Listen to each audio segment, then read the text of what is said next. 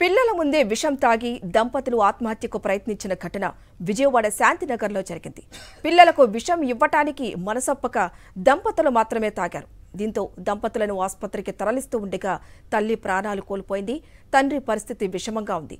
సాయి కన్య ప్రతాప్ కుమార్ దంపతులు చిట్టీల పేరుతో 20 లక్షల రూపాయల మేరకు అప్పుల పాలయ్యారు. దాంతో కుటుంబం మొత్తం ఆత్మహత్య చేసుకుందామనే ఉద్దేశంతో పురుగుల మందు తెచ్చుకున్నారు. పిల్లలకు ఇవ్వకుండా దంపతులు మాత్రమే విషం తీసుకున్నారు. సాయి కన్య చనిపోగా ప్రతాప్ పరిస్థితి విషమంగా ఉంది. మరింత సమాచారం మా ప్రతినిధి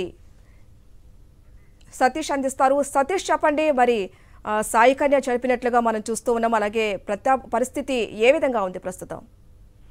అతని పరిస్థితి కూడా విషమంగా ఉంది. ప్రస్తుతానికి హాస్పిటల్లో చికిత్స పొందుతున్నాడు. అయితే పిల్లల ముందే విషం తాగి ఇద్దరు కూడా చనిపోదాం అనుకున్నారు.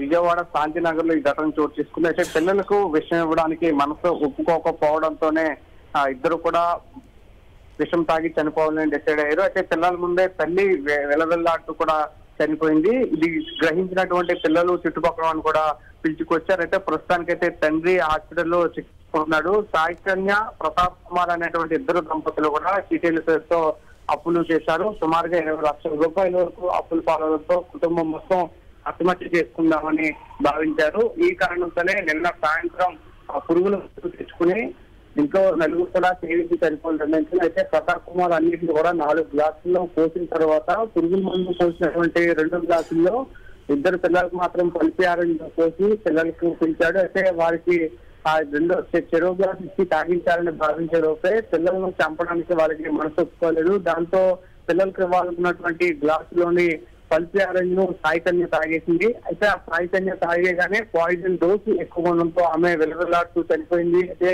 ఆ ప్రతాప్ కుమార్ మాత్రం ఒక గ్లాసు పురుగుల మందు మాత్రమే తాగాడు. అందులో ఎలాంటి పదార్థాలు కలుపుకోలేదు. దీంతో అతనికి అపస్మారక స్థితిలోకి వెళ్ళిపోయాడు.